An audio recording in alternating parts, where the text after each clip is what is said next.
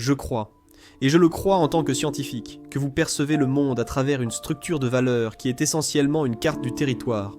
Donc, quand vous regardez le monde, vous pensez, eh bien, voilà le monde, c'est le monde objectif.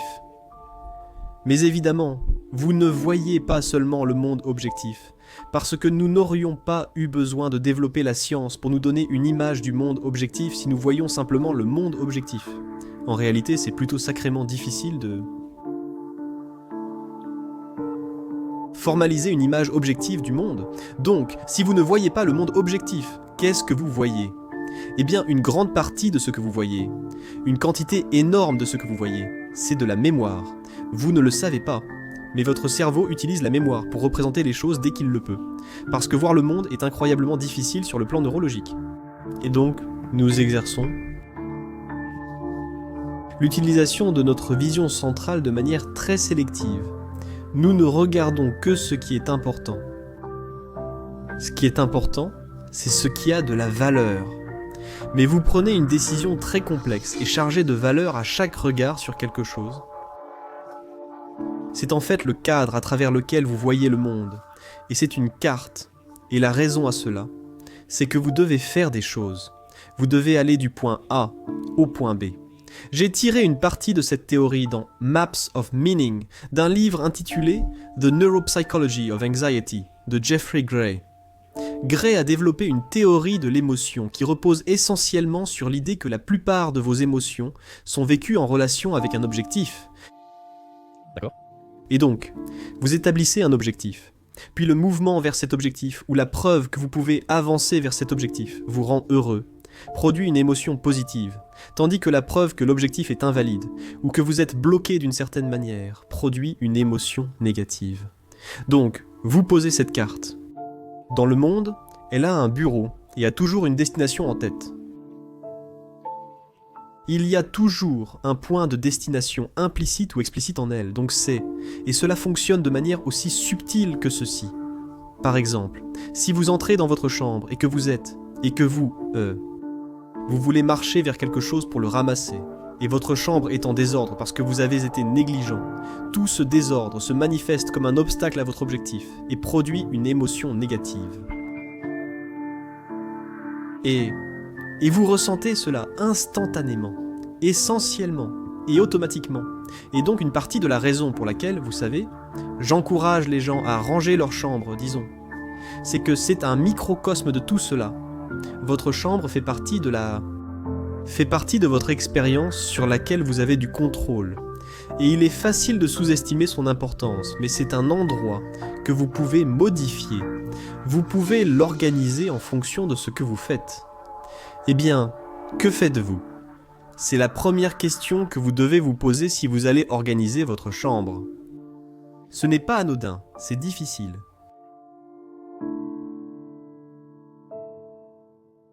La véritable vertu éthique est une source.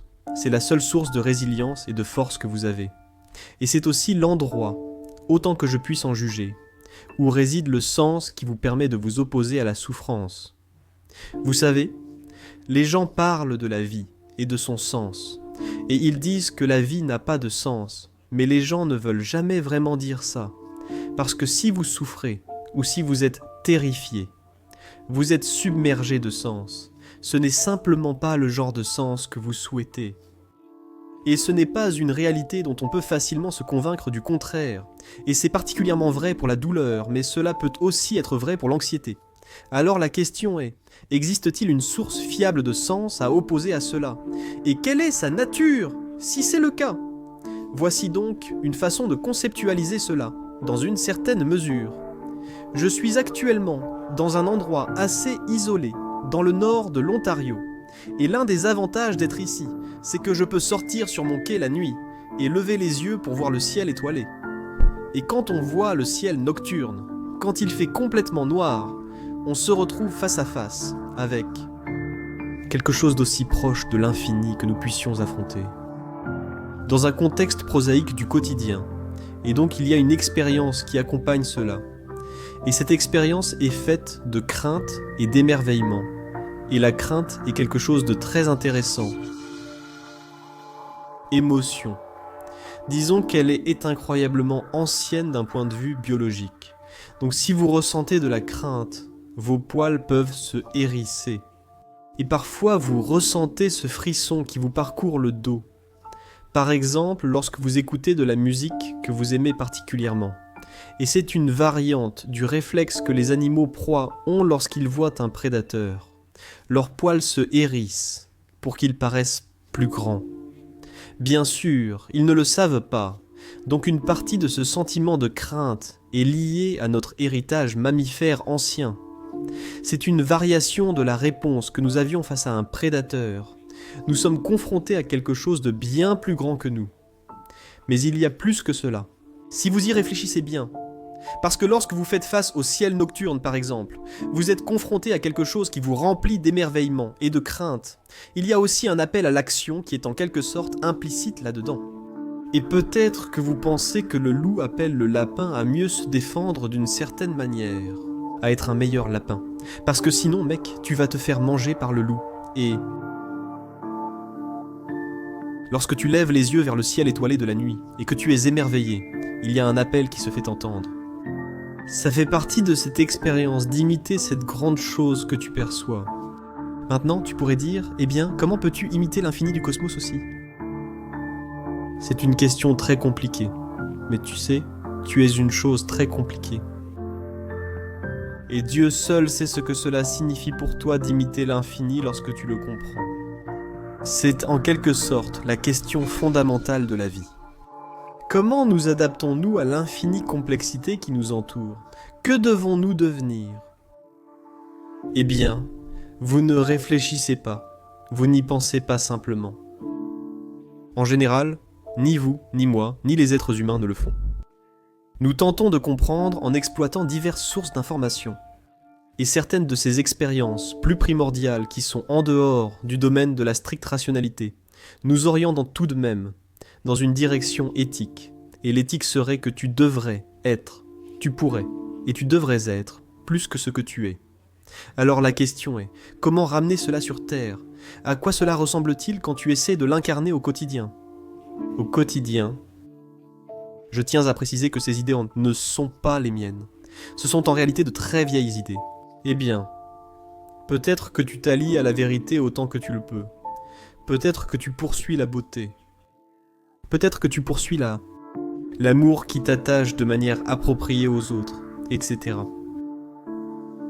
Et tu fais ça parce que, eh bien, je pense que tu le fais parce que la vie est très, très difficile. Je parlais à ma femme l'autre jour, et elle est devenue très intéressée par le christianisme, et elle parlait d'un ensemble de mystères qui font partie du rituel catholique. Et l'un des mystères est le port de sa croix par le Christ. Et quelqu'un l'aide. Et ce n'est pas la religion. Je ne parle pas de cela religieusement. J'en parle de façon pratique et psychologique. C'est une histoire remarquable. Parce que cela implique que l'existence humaine, comme notre soumission à la vulnérabilité, qui est illustrée dans cette histoire, être rejeté par la foule, être trahi, être tué, cette soumission est si difficile que même Dieu lui-même avait besoin d'aide. Et donc la question est celle-ci. Et comme je l'ai dit, je ne parle pas religieusement. J'examine l'histoire en quelque sorte comme un psychologue, c'est-à-dire, qu'est-ce que cela implique ? Cela implique que vous devez faire appel à... Vous devez remarquer quand on vous appelle à être plus que ce que vous êtes. Et vous devez y prêter une attention très particulière, parce que la vie est extraordinairement difficile. Et pour la gérer d'une manière qui la rende acceptable, ou peut-être plus qu'acceptable, vous devez être tout ce que vous pouvez être. Donc ce n'est pas exactement de la force, n'est-ce pas ? C'est bien plus que ça. La force est une façon d'y accéder. C'est une vertu spécifique. C'est une porte d'entrée dans cette discussion sur ce qui constitue l'idéal.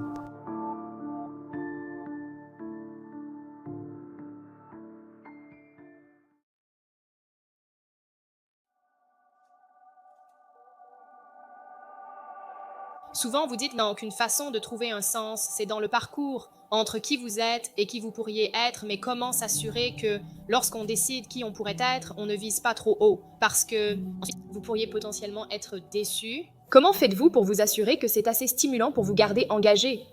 Oui, c'est une très bonne question. Oui, eh bien, c'est quelque chose auquel on est confronté pratiquement tout le temps, en milieu clinique.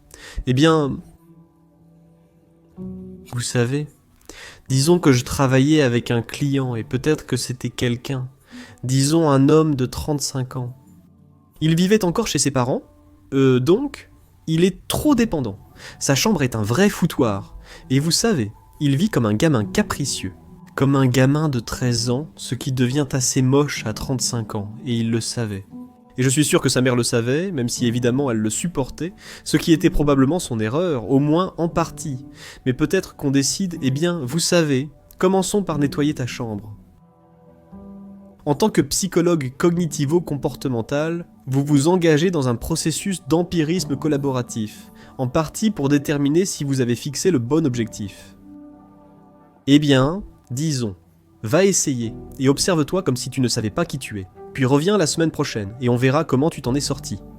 Et peut-être, je me souviens de ce client. Il est revenu, et il a dit « Tu sais, je suis allé chercher l'aspirateur, dans le placard, ce que je n'avais vraiment jamais fait. Et j'ai mis cet aspirateur en travers de la porte de ma chambre, de façon à bloquer l'entrée. Et puis je l'ai enjambé pendant toute une semaine. »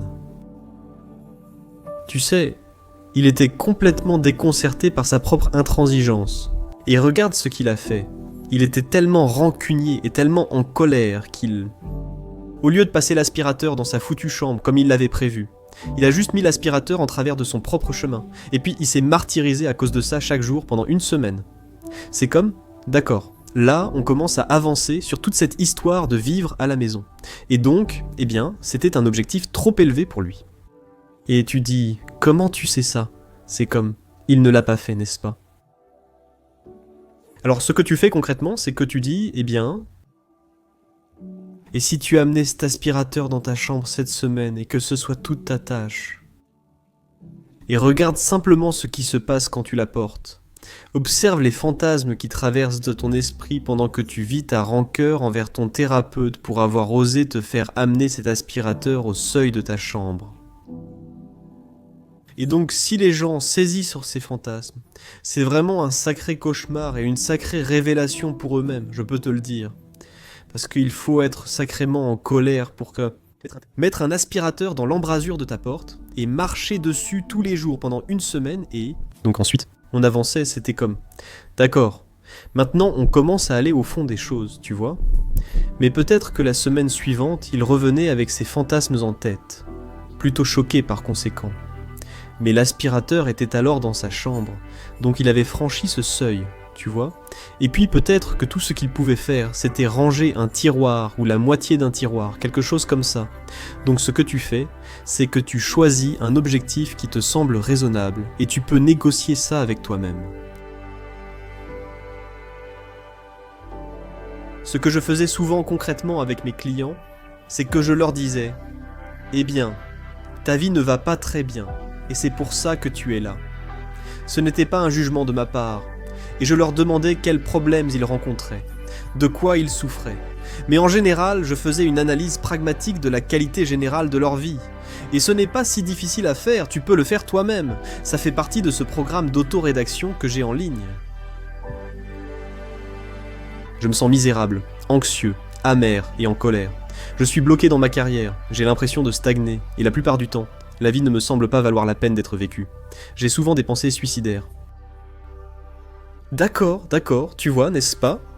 Maintenant, on a défini le domaine du problème, non? Au moins, en partie. Et ensuite, je dirais, eh bien, hypothétiquement, tu préférerais que certaines de ces choses ne soient pas vraies, n'est-ce pas? Parce qu'on veut établir un objectif. Qu'est-ce que tu veux? Plus de misère ou moins de misère?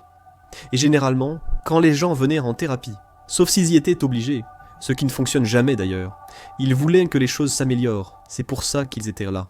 Parfois, certains venaient juste pour faire plaisir à quelqu'un d'autre, mais je pouvais généralement aller au-delà, car s'ils étaient prêts à venir, une partie d'eux espérait une amélioration. Et ensuite, on parcourait simplement leur vie, c'est-à-dire, d'accord, faisons une évaluation. As-tu des amis, et à quelle fréquence les vois-tu? Eh bien, j'ai 6 amis, mais je ne les vois qu'une fois, tous les 6 mois, tu sais, chacun d'eux, tous les 6 mois. Eh bien, tu sais, c'est assez bas dans la hiérarchie de l'amitié, donc je garde simplement ça comme un élément de preuve. As-tu une relation intime? Es-tu aussi instruit que ton intelligence le laisserait supposer utile? As-tu un emploi? As-tu une carrière? Ou à défaut, un travail? En général, les gens ont besoin au minimum d'un emploi et idéalement d'une carrière. Comment régules-tu ta consommation de drogue et d'alcool? Parce que c'est un piège majeur pour beaucoup de gens. Comment occupez-vous votre temps libre et prenez-vous soin de votre bien-être mental et physique? Maintenant, ce n'est pas tout dans la vie, d'accord, mais si tu n'as rien de tout ça, eh bien, nous avons un point de départ alors, tu sais, peut-être que tu devrais essayer de te faire un ami. Tu sais, et il y a des façons de faire ça. Par exemple, une des choses que ma femme et moi faisions quand nous déménagions dans un nouvel endroit, ce qui arrivait assez souvent, c'était de choisir un lieu local, un restaurant, un bar, quelque chose comme ça. Et nous y allions chaque semaine, jusqu'à ce que nous commencions à connaître au moins les propriétaires. Nous nous présentions, et nous en faisions une routine. Ensuite, tu sais, tu peux apprendre à connaître des gens, et parfois, avec mes clients, certains d'entre eux n'avaient absolument aucune compétence sociale, à un point que tu ne peux même pas imaginer. Enfin, peut-être que certains d'entre vous peuvent à quel point.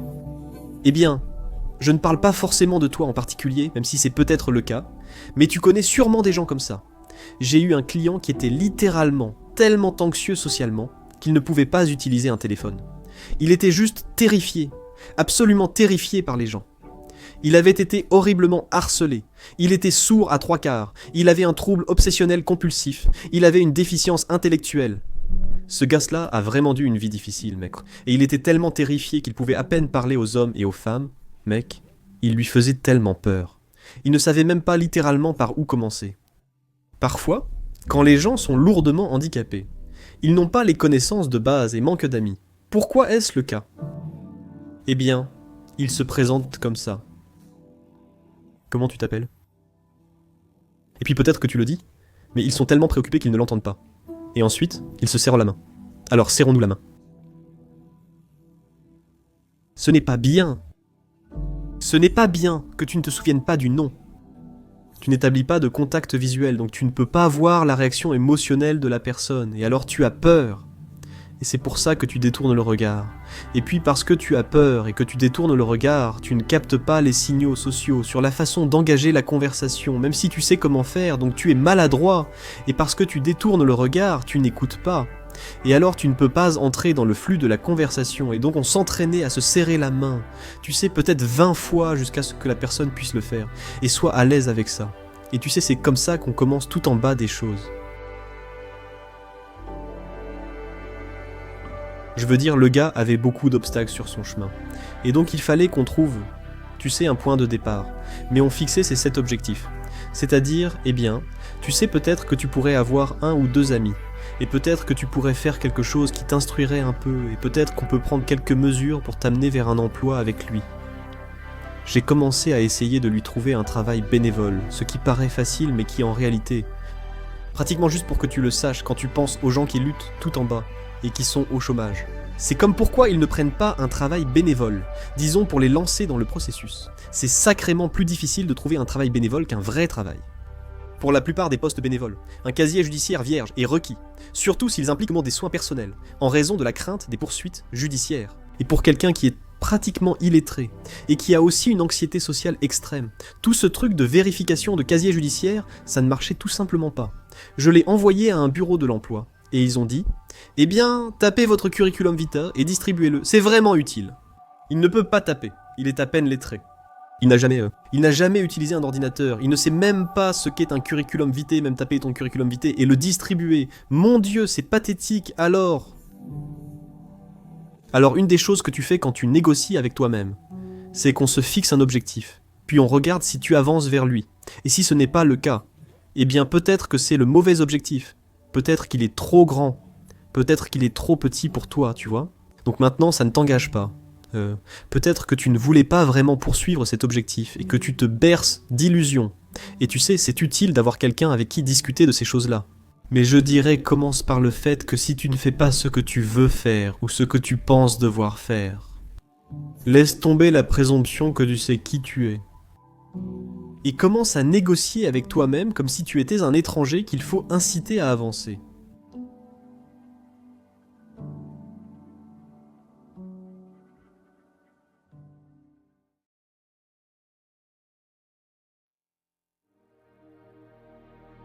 Les gens ont besoin d'avoir l'occasion d'exceller dans un domaine.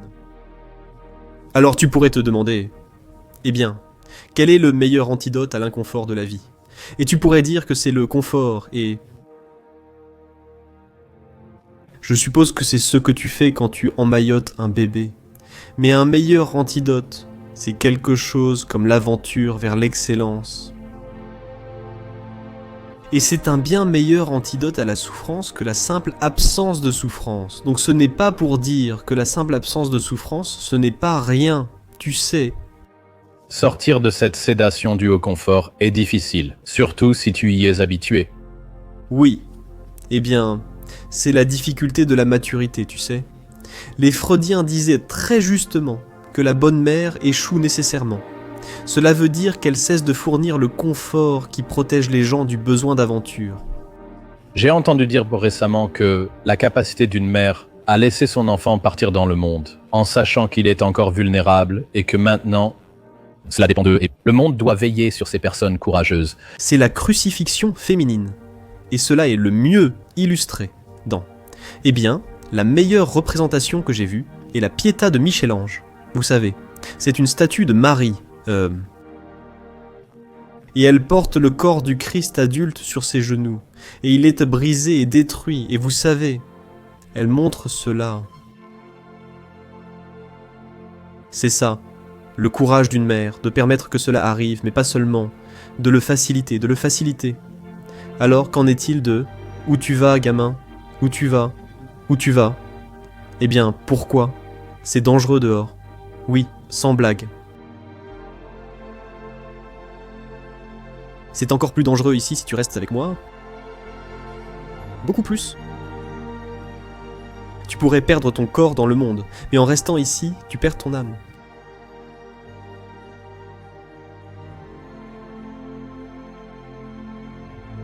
Il y a une représentation classique du féminin en Occident, et la représentation classique, c'est Marie, et voici l'une des représentations. Elle est magnifique, et elle est tirée, au moins en partie, de l'histoire de Marie et du serpent dans le jardin d'Éden. Et donc Marie a son pied sur un serpent, et elle tient le Christ sur le côté, comme ceci. Eh bien, c'est exactement ce que les mères ont toujours fait. C'est un portrait biologique des femmes humaines, alors qu'elles tiennent leurs nourrissons hors de portée du terrible prédateur serpentin. Évidemment, c'est ce que nous faisons. Eh bien, c'est très bien, mais les adultes ne sont pas des nourrissons. Et les enfants non plus. Et si vous les traitez comme tels, vous les affaiblissez. Vous les pathologisez. Vous les transformez en vieux nourrissons. C'est une chose laide. C'est le cauchemar freudien. Vous savez, cela arrive très souvent en thérapie. Vous pouvez être empêtré dans une relation terrible avec votre père. C'est souvent soit parce qu'il était absent, abusif ou tyrannique, quelque chose comme ça. Mais la pathologie classique avec maman, c'est qu'elle a tout fait pour toi. Eh bien, qu'est-ce qu'il te reste à faire? Rien. Y compris ne jamais partir. C'est ça. Et c'est la motivation, tu sais. Pour la femme qui n'est rien d'autre qu'une mère protectrice. Il n'y a aucun rôle en dehors de celui de nourricière. De nourricière pour les nourrissons. De celle qui prend soin des nourrissons. Si tu les traites toujours comme des bébés, ils ne partiront jamais et pourraient même te tuer dans ton sommeil. Mais ils ne partiront jamais. C'est tellement comique de voir les féministes postmodernes en particulier parler sans cesse de l'absence de réalité du genre tout en incarnant exactement en même temps l'archétype de la mère dévorante. Pour elles, Le monde est divisé entre les prédateurs et les nourrissons. Et les prédateurs sont mauvais et doivent être arrêtés. Et les nourrissons doivent être protégés. Eh bien, c'est ce que fait la mère. Mais les adultes ne sont pas des nourrissons. Et tout ce que tu fais, c'est les détruire quand tu les traites de cette façon. Surtout quand ce sont des adolescents et qu'ils commencent tout juste à se développer. Tu sais, il y a une règle que j'ai essayé de suivre quand j'avais de jeunes enfants. Et cette règle était « Ne fais rien pour tes enfants qu'ils peuvent faire eux-mêmes ». Et cette règle est agaçante parce qu'il te faut 15 secondes pour habiller un enfant de 2 ans. Mais tu laisses l'enfant de 2 ans s'habiller tout seul.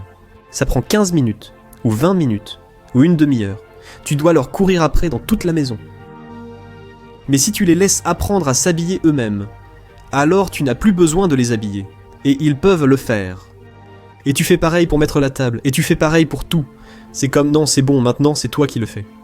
Eh bien, je tiens tellement à toi, laisse-moi le faire pour toi.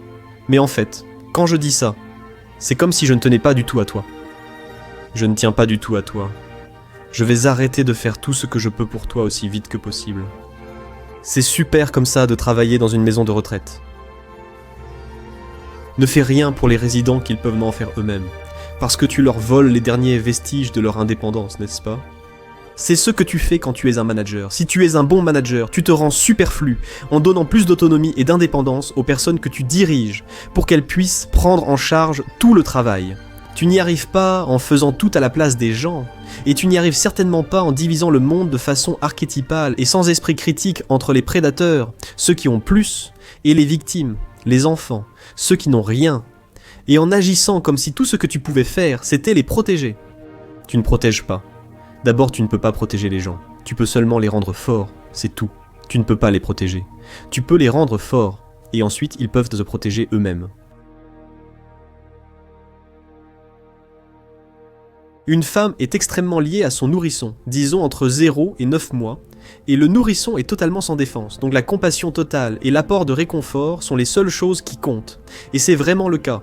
Ensuite, la femme doit changer d'attitude dans une certaine mesure. La mère doit changer d'attitude à mesure que l'enfant commence à devenir plus mobile, fondamentalement, et plus indépendant. Elle doit se détacher du nourrisson, ce qui est un véritable processus de deuil, et elle doit commencer à faciliter ce mouvement vers l'indépendance. Mais c'est un changement difficile. Donc, en partie, le rôle du père là-dedans est d'être un défenseur de l'indépendance de l'enfant et de réconforter la mère pour lui faire savoir que ce niveau de sécurité n'est plus nécessaire, mais aussi d'agir en tant que défenseur des désirs d'ouverture de l'enfant. Et donc, la situation oedipienne n'est pas seulement la mère, c'est aussi, disons, le père faible, mais c'est aussi l'enfant. Donc, vous pouvez imaginer, parce que Jung croyait que ces accords négociés étaient relationnels. Donc vous savez, vous avez 6 ans, vous êtes en première année. Peut-être que vous ne vous sentez pas très bien. Peut-être que non. Peut-être que vous faites semblant d'être un peu malade.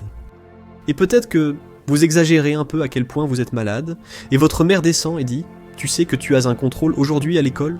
Peut-être que tu n'es pas tout à fait prêt. Peut-être que tu sais que tu aurais dû te préparer. » Et elle dit « Mais tu sais, tu sembles avoir mal au ventre. Tu es peut-être trop malade pour aller à l'école. » Et l'enfant se dit « Peut-être que je pourrais juste rester à la maison, tu sais. Maman pourrait me border, et je n'aurais pas à passer ce contrôle, je n'aurais pas à affronter le monde. » Et il dit « Oui, oui maman, j'ai vraiment mal au ventre. » Et c'est parti. Et l'enfant a fait un choix, et vous vous dites « Eh bien, c'est un choix catastrophique. » Et vous pensez « Eh bien, les enfants ne devraient pas être tenus responsables des choix qu'ils font à cet âge-là. » Diapositive.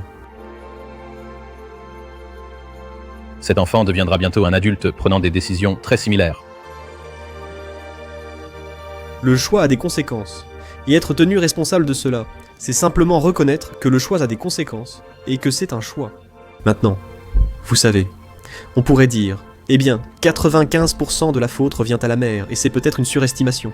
Je pense que ça l'est probablement. Bye. L'enfant pourrait dire, maman, tu n'as pas à t'inquiéter pour moi, je vais me lever et aller faire ça. C'est un choix, et c'est le bon choix. Donc ce sont toujours des problèmes de type poule et œuf, évidemment. Mais cela met en lumière la complexité de la situation. Vous savez, si vous êtes attiré vers une voie pathologique, vous pouvez accepter ou refuser l'invitation. Maintenant, certaines personnes sont meilleures pour séduire et d'autres l'imposent plus durement. Et vous savez, il y a toutes sortes de variations individuelles dans des situations comme celle-ci, mais ce n'est pas parce qu'on vous tend l'appât que vous êtes obligé de le prendre, donc. Et je ne suis pas déterministe. Je crois vraiment que les gens ont le libre arbitre. Quoi que cela veuille dire, c'est un sujet flou, et ça devient plus compliqué quand on s'y penche. Mais peu importe, c'est quand même une bonne façon de résumer le fait que nous semblons être condamnés à porter la responsabilité de notre propre destin, au moins dans une certaine mesure.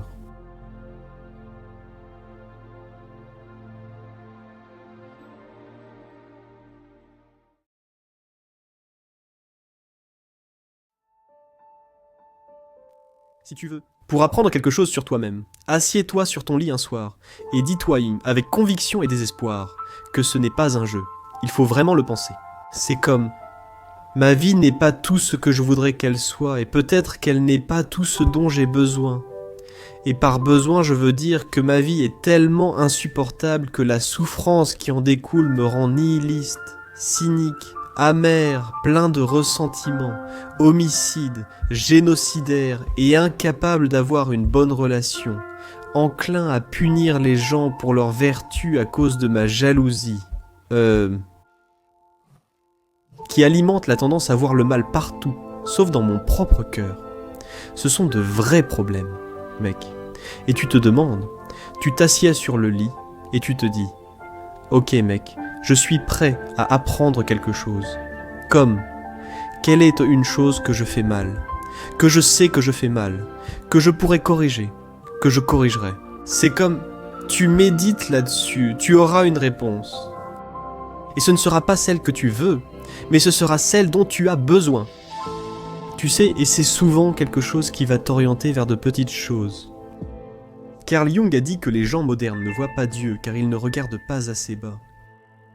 Et donc, imagine que tu es dans ta chambre en désordre, tu sais, et que tu es assis au bord du lit, en essayant d'avoir un dialogue honnête avec toi-même. Et la petite voix dit, tu sais, c'est vraiment dégoûtant ici. Et tu te dis, eh bien, je suis bien au-dessus de ces futilités comme ranger ma chambre. C'est comme, eh bien, ça, c'est de l'orgueil. C'est de l'arrogance. Si tu es au-dessus, si t'es au-dessus d'organiser ce qui t'appartient vraiment, comment pourrais-tu organiser quoi que ce soit d'autre? Alors tu te mets à genoux et tu te dis, bon, il est temps de prendre une brosse pour nettoyer les toilettes. Et peut-être que c'est par là que tu commences. Et ça marche vraiment. Tu commences à faire ces micro-améliorations, de vraies micro-améliorations concrètes, sur le terrain, sur des choses que tu sais qui ne vont pas, et tu t'améliores incroyablement vite. Donc, quand je faisais mon travail clinique, ce que j'ai fait pendant une grande partie de ma carrière, je travaillais avec mes clients, aussi bien à un niveau débutant, je dirais, vraiment à un niveau débutant, avec des personnes qui n'avaient absolument aucun emploi, aucun antécédent professionnel, qui étaient sous-éduquées et qui manquaient de toutes les compétences que tu pourrais imaginer. Ce sont des personnes qui étaient vraiment dans une situation désespérée, jusqu'à des personnes qui étaient au sommet de leur profession, mais qui pouvaient encore élaborer des stratégies pour pour avancer. Et donc, par exemple, disons que tu es dans une impasse dans ton travail. D'accord, donc je ne trouve pas mon travail significatif. Le travail que je fais est répétitif, ennuyeux et sans âme. C'est un problème, mais pourquoi pas essayer de le changer? J'ai une mauvaise relation, ou une relation neutre avec mon patron qui ne sait pas qui je suis. J'ai des problèmes avec mes collègues. Tout cela doit être différencié, n'est-ce pas, et analysé en détail. Donc, on pourrait dire, par exemple, supposons que tu crois que tu n'es pas apprécié à ta juste valeur au travail, et c'est peut-être vrai. Ce que tu dois faire, c'est que tu as quelque chose à dire, et il faudrait qu'on découvre ce que tu as à dire, mais ce serait une variante de « j'apporte plus de valeur que ce pourquoi je suis rémunéré, et cela me démoralise, et ce n'est pas bon non plus pour vous, vous étant mon patron, parce que si je suis réellement plus précieux que ce qui est reconnu, alors le fait que vous ne me valorisiez pas correctement, signifie que je vais me démoraliser, je ne travaillerai pas correctement, et vous n'obtiendrez pas le meilleur de moi. Donc c'est mauvais pour nous deux. Et si, en principe, votre patron n'est pas ouvert à une telle discussion, alors ce que vous devriez sérieusement envisager, c'est de trouver un autre emploi. D'accord, alors disons que nous allons te préparer pour cela. D'accord, ce n'est pas un projet pour la semaine prochaine, mec, c'est ta vie. Donc, la première chose que je te demanderai, c'est: est-ce que ton curriculum vitae ou ton curriculum vitae est en ordre? Je ne l'ai pas tapé depuis 3 ans. Je suis assez nerveux à l'idée de mettre à jour mon curriculum vitae car il y a des trous dedans. Je n'ai pas très bien réussi à la fac et j'en suis un peu embarrassé. C'est comme: d'accord, apporte-le, allons-y, passons-le en revue, au moins mettons-le à jour, voyons où sont les trous, voyons où sont les insuffisances selon toi. D'accord, ce n'est pas mon jugement. C'est ton jugement, parcourons ces jugements, et voyons s'ils sont justifiés. Parce que peut-être que tu es juste trop coupable, honteux, trop conscient de toi-même et anxieux, et tu regardes ton curriculum vitae de façon plus critique que quelqu'un d'autre ne le ferait. Et peut-être qu'il y a des trous que tu dois corriger, tu sais, tu étais à 2 cours de ta licence, et tu as abandonné, ou quelque chose comme ça. Eh bien, peut-être qu'il nous faut 6 mois pour régler ça. Même si tu ne peux pas obtenir un diplôme complet, tu pourrais suivre des cours en ligne pour te préparer à tes prochains entretiens d'embauche. Et s'ils te demandent à propos de ce trou, tu dirais: eh bien, j'ai pris conscience de ça il y a 6 mois, et, dans le but d'y remédier, je suis les cours suivants, et voici mon plan pour les terminer. C'est une très bonne réponse, et toute personne sensée qui fait passer l'entretien acceptera cela, comme une indication que même si tu n'es pas parfait, et qu'il l'est, tu as un bon plan, et que tu as bien réfléchi à la question. C'est le genre de réponse qui, très probablement, va renforcer ta candidature pour le poste. D'accord, maintenant tu vas aller voir ton patron. Eh bien, il faut que ton curriculum vitae et ta lettre de motivation soient en ordre et que tu puisses t'appuyer dessus solidement, et ce qui signifie au moins que tu es prêt à aborder tes insuffisances de manière crédible, réaliste, convaincante et honnête. Très bien. Maintenant, ce que tu fais, c'est postuler à une dizaine d'emplois. Tu n'es pas obligé de les accepter, mais peut-être que tu devras passer 1 ou 2, voire 3 ou 4 entretiens. Et il y a peut-être plein d'opportunités pour toi dont tu n'avais même pas connaissance. Et peut-être que quelqu'un t'offre un emploi. Et donc maintenant, tu peux aller voir ton patron et dire: voici la situation dans laquelle je me trouve ici au travail. Voici mon évaluation des problèmes, en ce qui me concerne. Voici ce que je pourrais faire pour vous, si vous m'accordiez une augmentation de 40% et la possibilité d'évoluer. Mais j'aimerais voir un plan pour cela. Et j'ai cherché d'autres opportunités avant d'avoir cette discussion et j'en ai trouvé quelques-unes. Eh bien, si votre patron vous traite avec mépris à ce moment-là et n'écoute pas, alors peut-être qu'il ou elle est un peu plus narcissique que ce qui serait optimal, et il est temps de trouver un nouvel emploi. Mais ce n'est pas quelque chose que l'on fait à la légère. Donc, quand vous doutez, disons que vous vous sentez piégé, vous vous demandez « Pourquoi suis-je piégé ?» Et c'est une question difficile, parce qu'une partie de cela vient de vos propres insuffisances, en grande partie, et toute la partie sur laquelle vous pouvez agir, ce sont vos propres insuffisances.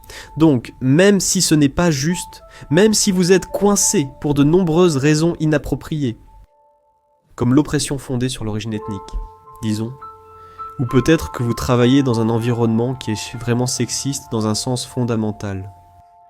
Ce n'est ni juste, ni équitable, c'est mal. Ce n'est pas méritoire tout ça, mec. Peut-être que tu ne devrais pas être là, mais ce que tu peux faire pour commencer, c'est absolument tout ce que tu peux pour te mettre dans la position de négociation la plus vertueuse et la plus puissante possible. Et d'une certaine manière, tu dois penser comme un serpent. Pour faire ça, tu dois régler les détails correctement. Tu dois être prêt à mordre et tu dois garder les yeux sur le prix, pour ainsi dire. J'essaye de contacter les gens de Disney en ce moment parce que je veux faire une série de conférences sur Pinocchio, parce que je pense que Pinocchio est une œuvre d'art brillante. Si tu es une marionnette et un acteur, et Pinocchio est les deux à certains moments dans ce film, à la fois une marionnette et un acteur, alors, pourquoi un acteur ? Y a-t-il quelque chose de mal à être acteur ? La première question est, qui définit ton rôle ? Et puis la deuxième question, c'est qui tire les ficelles ? Donc tu as mis en place cette façade qui est là pour te rendre populaire, sexy, désirable, et pour masquer à tes propres yeux tes propres insuffisances. Mais c'est un rôle. Eh bien, qui l'a écrit et dans quel but ? Et donc Jung a dit, par exemple, que nous jouions tous un mythe, que nous le sachions ou non. Et tu sais, peut-être que tu joues une tragédie, peut-être que tu joues Narcisse, tu ne le sais pas. Parce que tu t'es imposé ça toi-même, dans une tentative, d'une certaine manière, de donner aux gens ce qu'ils veulent, ou plus précisément, de donner l'impression que tu donnes aux gens ce qu'ils veulent. Et ce n'est pas rien de faire ça, parce qu'au moins tu essaies, d'une certaine façon, de t'adapter au monde social. Quelqu'un qui est vraiment infantile et indépendant, quelqu'un qui n'a jamais quitté la maison. Une partie de son problème, c'est qu'il n'a pas façonné de persona. Donc tu ne veux pas le dénigrer complètement, mais ce n'est pas un substitut à la vraie chose. Et il s'avère que non seulement ce que nous attendons les uns des autres, la vraie chose, mais c'est aussi l'aventure de ta vie. Et donc, si tu n'es pas honnête, et cela signifie malheureusement, surtout au début, quand tu commences à être honnête, cela veut dire accepter profondément tes insuffisances avec humilité. Donc c'est très douloureux. Sans cela, tu n'as pas l'aventure de ta vie. Tu as le rôle auquel tu as consenti, et cela enlèvera tout le sens de ta vie.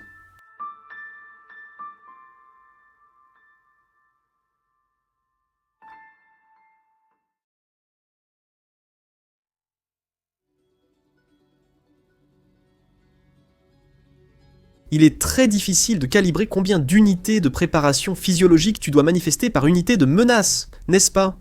Parce que quelle est l'ampleur de la menace ? La réponse, c'est que tu ne sais pas. Tu te réveilles le matin et tu as une douleur sur le côté. Est-ce que ce n'est rien ? Ou est-ce que c'est le cancer qui va te tuer dans 6 mois ? Et il y a une faible probabilité que ce soit le second. Mais la probabilité n'est pas nulle. Alors pourquoi ne devrais-tu pas paniquer complètement ? Et la réponse, c'est que certaines personnes le font. Et parfois, elles ont raison. Donc le calibrage de la menace, surtout quand elle est associée à la nouveauté, est pratiquement un problème de calcul impossible à résoudre. Nous avons environ 10 mécanismes pour résoudre cela. L'un d'eux est la grande variabilité dans la réponse. Si tu as un niveau élevé de névrosisme, tu auras constamment le problème décrit. Tu vas douter de ta compétence et de la validité de ta position. Et le seul traitement que nous connaissons vraiment pour cela, c'est de t'exposer volontairement aux choses qui te font peur et de devenir plus courageux en conséquence. Mais certaines personnes doivent vivre avec cela plus que d'autres. J'ai réalisé qu'après un certain temps, si tu continues à réfuter ton syndrome de l'imposteur dans le monde réel, tu relèves un défi que tu pensais insurmontable ou immérité, mais tu finis par réussir. Tu réalises alors que ton syndrome de l'imposteur n'a aucun fondement. Capacité et tout à voir avec ton addiction à te sentir comme un imposteur. Oui. Eh bien, ça change avec l'âge en général. Les gens deviennent plus agréables, plus consciencieux et moins sujets aux émotions négatives. Et une partie de cela vient de l'adaptation. Tu vois que tu survis à différents défis et tu peux ensuite t'en servir comme preuve pour toi-même. Mais aussi les gens autour de toi te soutiennent parce qu'ils ont confiance en toi. Et donc leur anxiété ne déclenche pas la tienne et ils te le rappelleront aussi.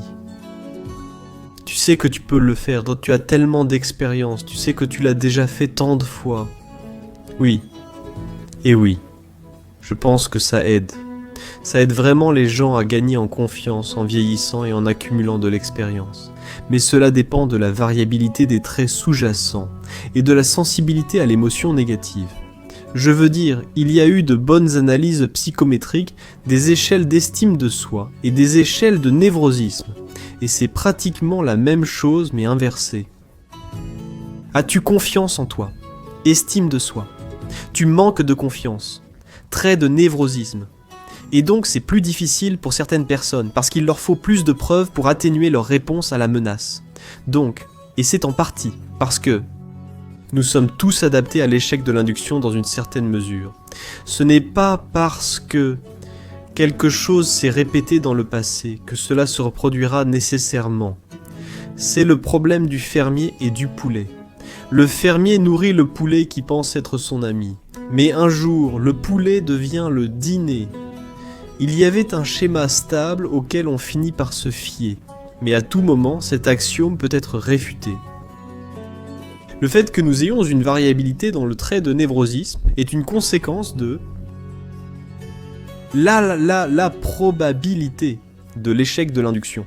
C'est un problème très difficile à résoudre. Comment réguler l'émotion négative, tu sais, mais je dirais que la meilleure façon que nous connaissons, c'est de continuer à affronter les défis volontairement, de prêter attention à un rythme qui te convient, de développer ta compétence. Cela stabilise réellement l'environnement autour de toi, donc il est en fait moins imprévisible et moins menaçant.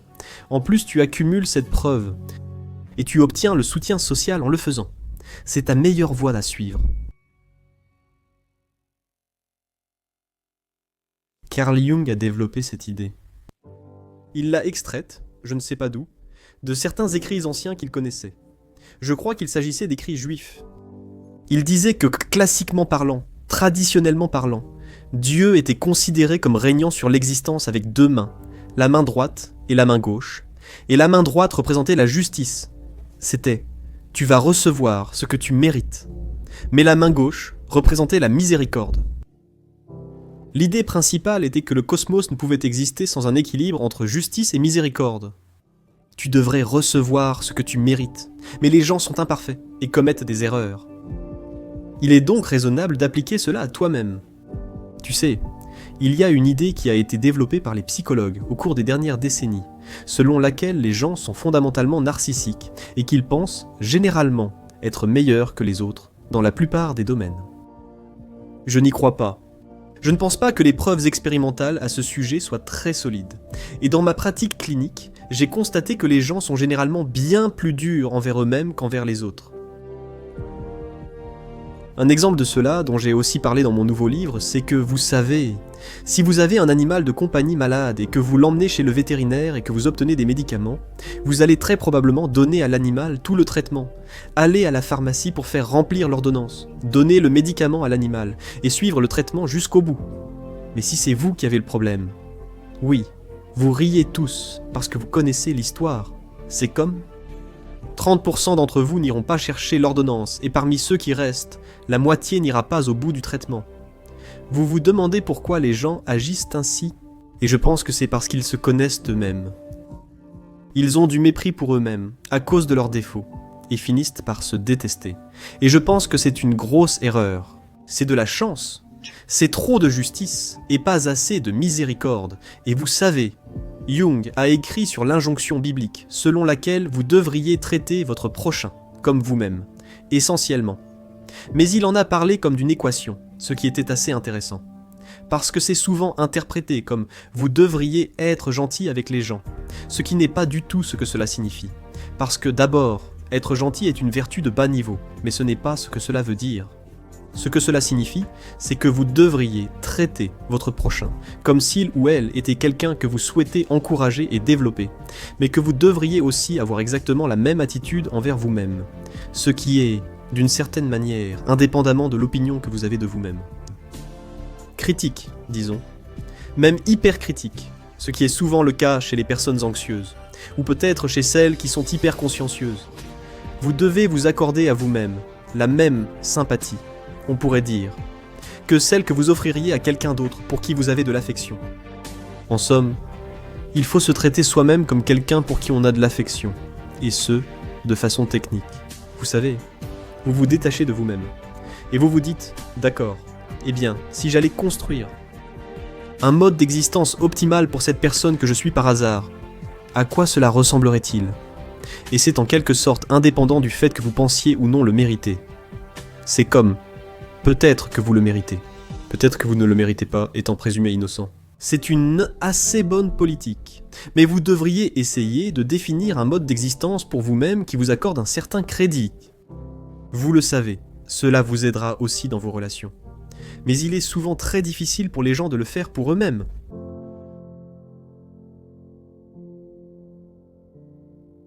Chaque fois que vous changez de statut, à mesure que vous progressez, bien sûr, vous avez le syndrome de l'imposteur, parce que lorsque vous effectuez une transition pour la première fois, dans un nouveau rôle, vous êtes un imposteur parce que vous êtes un débutant. Vous ne savez pas ce que vous faites, Mais cela ne signifie pas que vous êtes un menteur ou un imposteur.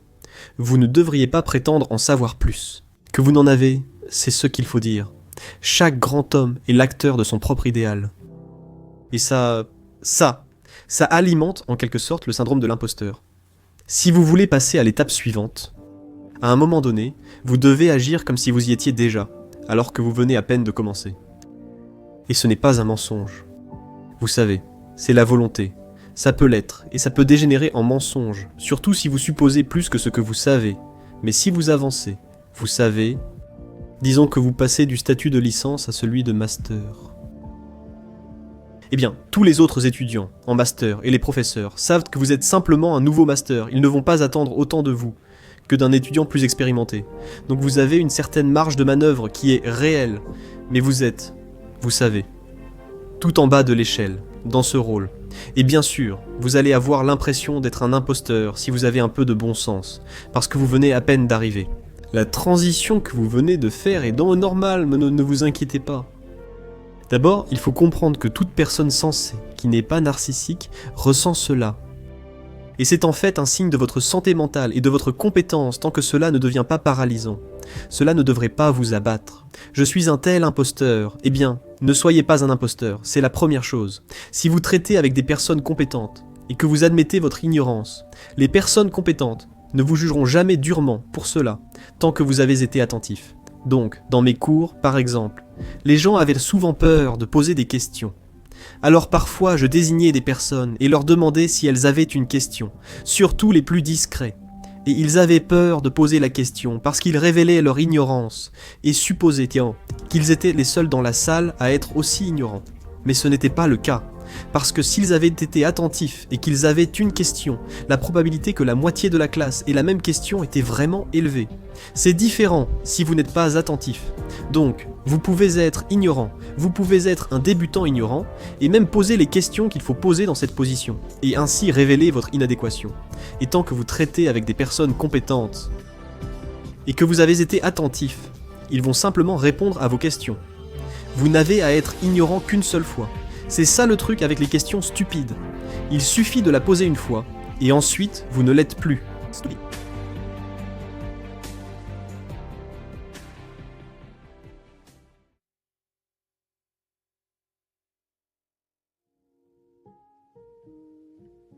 Je suis parti en tournée en 2018.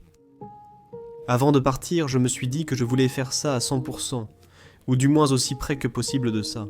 Alors je suis allé acheter des costumes chers, et j'ai dépensé beaucoup plus d'argent que je n'aurais jamais pensé dépenser pour des vêtements, et je me suis vraiment senti assez mal à ce sujet. Tu sais, je me suis dit que c'était peut-être une extravagance, mais je me suis dit non. Mec, je vais voir si je peux vraiment assurer, et je vais parler à, 100 000 personnes, alors je vais être aussi élégant que possible. Et l'une des conséquences de cela, c'est que les jeunes hommes, en particulier, viennent à la tournée de conférences habillés en costume. Les couples portent des costumes 3 pièces, comme s'ils allaient à un mariage. C'est vraiment quelque chose. Pourquoi penses-tu que c'est le cas? Pourquoi? Est-ce parce que tu as dit? Ils agissent comme des enfants, d'accord? Tu sais, toute notre culture pousse l'idée que l'adolescence, et la vie, ou même l'enfance d'ailleurs. Mais la vie d'adolescent est une sorte de sommet. Et puis tout le monde s'habille de façon décontractée pour avoir l'air sur tous les hommes. Ils ressemblent à des enfants de 10 ans trop grands. Et il y a quelque chose d'extrêmement dégradant là-dedans. Alors offrir aux gens l'occasion de bien s'habiller, de façon classique, et de ressembler à des adultes, de se présenter ainsi.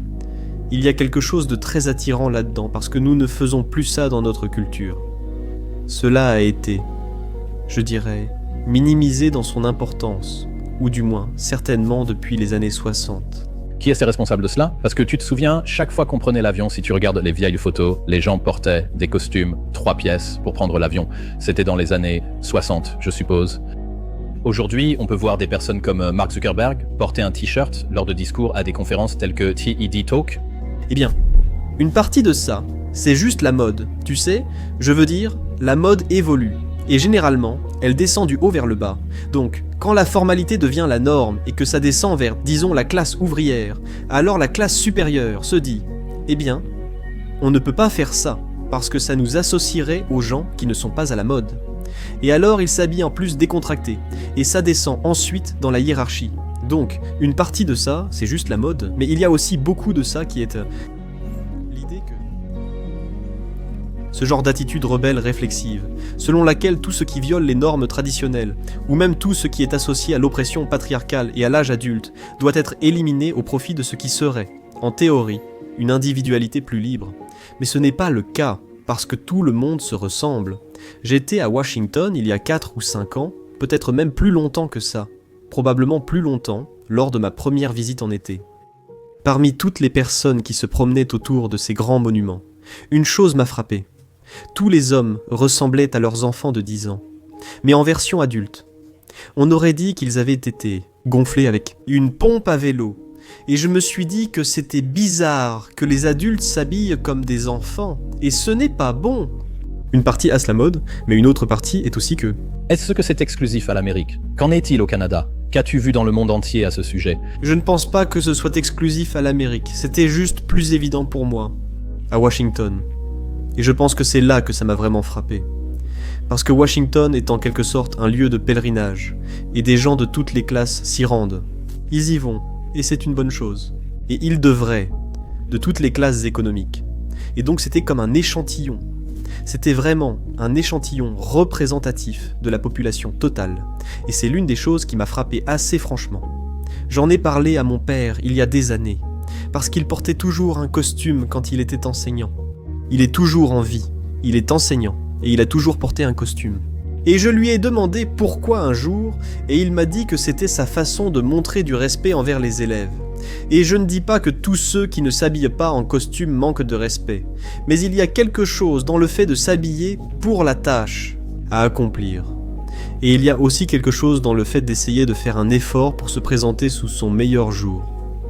Je ne crois pas vraiment que cela prenne plus de temps. L'argument du matin, c'est que ça prend un peu plus de temps. Mais une fois que, avant de partir en tournée, j'ai passé en revue tous mes vêtements, et j'ai jeté tout ce qui n'allait pas, ce qui comprenait un certain nombre de costumes qui étaient vieux. J'ai dû les organiser, et ça m'a pris environ une journée pour mettre mon armoire en ordre. J'ai commencé à acheter de beaux vêtements, disons. Cette année, vraiment, j'avais déjà quelques costumes corrects avant ça. J'ai fait quelques recherches en ligne pour savoir qui étaient les bons fabricants de costumes. Vous pouvez vérifier ça, mais avant cette tournée, je suis allé parler à un bon tailleur, un endroit cher. Je me sentais mal de dépenser autant d'argent pour des vêtements, mais je me suis dit que si j'allais parler à ça fait 200 000 personnes, alors j'allais bien faire les choses et investir dans de bons vêtements, même si ça me faisait mal. Âme économe du nord de l'Alberta de le faire. Ça en valait vraiment la peine. Donc, allez parler à quelqu'un qui sait ce qu'il fait. Allez voir un vrai tailleur. Et vous pouvez aussi faire des recherches en ligne. Il y a beaucoup de ressources en ligne qui sont consacrées à aider les hommes à comprendre comment s'habiller. Les costumes 3 pièces rendent vraiment bien. Je les ai fait ajuster et retoucher. Donc ce ne sont pas des costumes sur mesure. Ce sont des costumes prêts à porter, mais retouchés, ce qui fait une grande différence. Les tailleurs ajustent subtilement à la taille, coupent selon votre morphologie, toutes ces choses aident. Il est important d'avoir de bonnes chaussures et de belles cravates. J'ai appris à faire un nœud Windsor complet, récemment, et ça aide vraiment. On ne veut pas que sa cravate ait l'air trop fine. Beaucoup de gens se sont habillés pour venir à ma conférence. C'est agréable de voir beaucoup de jeunes hommes bien habillés, souvent en costume 3 pièces, mais pas toujours. Et c'est vraiment bien de les voir habillés comme des adultes. Je pense que c'est un vrai plus. J'avais une règle non écrite dans 12 règles. Habille-toi comme la personne que tu aspires à être. J'ai un peu pris ça de Nietzsche parce que Nietzsche disait que tout grand homme est l'acteur de son propre idéal. C'est un très bel aphorisme. Et en gros, de ce que ça voulait dire, c'est que parfois tu dois jouer le rôle de ce que tu veux devenir avant de le devenir réellement. Tu dois faire semblant. Ce n'est pas un mensonge, c'est vraiment une forme de prétexte, comme les enfants qui font semblant d'être un père avant de grandir et de le devenir. C'est une forme d'entraînement. Donc, le premier conseil pourrait être de déterminer qui tu veux devenir. Le deuxième conseil pourrait être de t'habiller comme cette personne. C'est un bon début. Parce que je pense que si tu veux devenir la personne que tu veux être, alors aucun détail n'est trop petit pour être négligé. Et ce n'est pas exactement que les gens te jugent par tes vêtements, même s'ils le font dans une certaine mesure, c'est que Si tu peux avoir tout ce qui peut jouer en ta faveur, autant en profiter. C'est comme ça que je le vois. Et clairement, d'après mon expérience, la réaction à l'amélioration de ma garde-robe a montré que l'investissement en valait indiscutablement et clairement la peine. Et c'est agréable d'être bien habillé pour se présenter devant un public. C'est un signe de respect envers le public. Il y a d'autres façons de montrer du respect à un public, mais celle-ci en est certainement une. Cela en valait donc vraiment la peine. Je dirais que si vous allez à un entretien d'embauche, ou si vous êtes à un moment crucial de votre vie, alors vous devriez vous habiller en conséquence. Parce que vous voulez faire tout ce que vous pouvez, pour faire pencher la balance. Pas exactement en votre faveur, mais en faveur du bon déroulement des choses. L'attractivité physique est largement étudiée dans les départements de psychologie. À quel point est-ce un facteur déterminant du succès, indépendamment du quotient intellectuel ou de l'un des autres grands 5 traits? C'est une question difficile, parce que l'attractivité physique est un trait très complexe. C'est aussi, par exemple, un indicateur de santé, et bien sûr, la santé est une condition préalable au succès. Donc, nous savons que les personnes physiquement attirantes bénéficient du bénéfice du doute de la part des autres. Elles profitent de l'effet de halo positif. L'effet de halo positif, c'est la tendance des gens à supposer des choses positives sur quelqu'un s'il y a un trait remarquable chez cette personne. C'est facilement évident, c'est bien. Et donc, si vous vous tenez droit, les épaules en arrière, c'est la première règle de 12 règles pour une vie, qui vous rendra plus attirant aux yeux des autres. Si vous êtes symétrique, vous êtes plus attirant. Si vous êtes mince mais pas trop mince, vous êtes plus attirant. Il y a aussi une belle peau, de belles dents, de beaux cheveux, et toutes ces choses bien proportionnées. Et la jeunesse, et bien d'autres choses du même genre, qui entrent en jeu là-dedans. Si tu es caractérisé par une pléthore de ces traits, alors les gens vont aussi supposer que tu es plus compétent et, disons, plus digne d'être entouré. Mais le problème, c'est qu'il est très difficile de séparer l'attractivité des choses avec lesquelles elle est corrélée. C'est pour ça qu'il faut faire une analyse multivariée, c'est-à-dire une analyse à plusieurs variables, dans toute science sociale complexe, parce que beaucoup de ces traits se recoupent. Mais tu sais, il y a quand même certaines choses que tu peux faire à ce sujet. Ajuster ta posture, par exemple, ça aide. Faire de la musculation, c'est extrêmement utile. Ça améliore ta posture et ça te rend plus confiant. Et tu peux t'habiller de façon assez élégante et intelligente.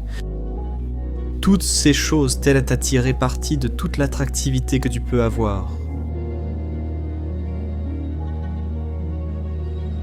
Alors Zazu, les yeux du roi, vient voir le roi. Et c'est Mufasa. Oui, et c'est une personne très royale, un lion. Et il se tient droit et fier, ce qui signifie qu'il a un taux élevé de sérotonine. Parce que la sérotonine régule la posture, et donc si tu es dominant et proche du sommet des hiérarchies, tu as tendance à t'étendre pour paraître plus grand que si tu te recroquevillais. Et donc, si tu es une personne peu dominante, tu te promènes comme ça pour paraître petit et faible, et tu ne représentes une menace pour personne, mais si tu es au sommet, tu t'élargis pour occuper l'espace. Et c'est pour ça qu'il a cette posture royale particulière. Son expression faciale est assez sévère, comme tu peux le constater. Comme s'il était à la fois capable de gentillesse, mais aussi dur et plein de jugement. Et c'est comme ça que la société est, c'est comme ça que le surmoi est, et cela signifie qu'il a intégré son agressivité. Et j'ai vu cela arriver chez mes patients en clinique quand ils viennent et qu'ils sont trop conciliants. Il ressemble à Simba plus tard dans le film, quand il est adolescent, et il a un peu l'air d'un cerf pris dans les phares. Tout entre et rien ne sort. Mais quand la personne intègre son ombre et que la partie agressive d'elle-même s'intègre à sa personnalité, son visage devient plus dur. On peut le voir chez les gens. Les personnes trop conciliantes ont l'air enfantines et innocentes, tandis que les personnes très agressives ont un autre aspect. Tu sais, méchante et cruelle, mais j'ai vu le visage des gens changer. Le visage change au cours de la thérapie, hommes et femmes, et ce qui se passe, c'est qu'ils commencent à paraître plus matures. Et c'est plus comme s'ils jugeaient le monde tout en interagissant correctement avec lui. Une fois qu'ils intègrent cette partie plus désagréable d'eux-mêmes, c'est très nécessaire. Et cela fait partie de l'intégration de l'ombre jungienne.